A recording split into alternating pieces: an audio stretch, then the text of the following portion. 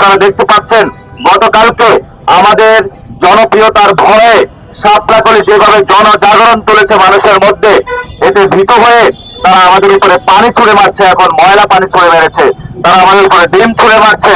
আমরা বলবো নেতাকর্মী যারা রয়েছেন, প্রিয় ঢাকা ৮ আসনের ভাই এবং বোনেরা, আপনারা শান্ত থাকবেন। অনেকেই আমাকে বলেছিল যে আমরা কি প্রতিরোধ সৃষ্টি শুরু করবো নাকি।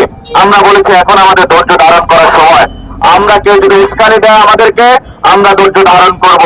কেউ যদি আমাদেরকে পায়ে পা পা দিয়ে ঝগড়া বাঁধাতে চায়, আমরা বলেছি সেখানে আমরা ধৈর্য ধারণ করব। আপনারা দেখেছেন ফ্যামিলি কার্ডের কথা বলে, কৃষি কার্ডের কথা বলে মানুষের সাথে প্রতারণা সৃষ্টি করা হয়েছে। তাই সেগুলো নাকি এটিএম কার্ডের মতন ব্যাংকে দিলেই নাকি টাকা আসবে।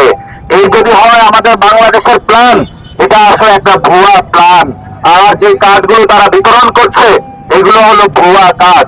তাহলে ঢাকা ৮ আসনে আমরা যখন মানুষের সাথে কথা বলেছি, তারা আমাদেরকে জানতে চেয়েছেন আমাদের ইশতেহার কি। আমাদের ইশতেহার খুবই সিম্পল। প্রথম ইশতেহার আমাদের, এই আসনে শহীদ ওসমান হাদী ভাইকে খুন করা হয়েছে, আমরা এই আসনে শহীদ ওসমান হাদী ভাইয়ের বিচার করতে চাই। দ্বিতীয়ত যে বিষয়টি, এই বাইতুল মুকাররমে অনেক আলেম ওলামাকে দাঁড়িয়ে ধরে টান দেওয়া হয়েছে। ইনশাআল্লাহ আগামীতে আসলে কোন আলেম ওলামার দিকে কেউ যদি চোখ তুলে আনার চেষ্টা করে, আমরা সেটার শক্ত জবাব দেব ভবিষ্যতে ইনশাআল্লাহ।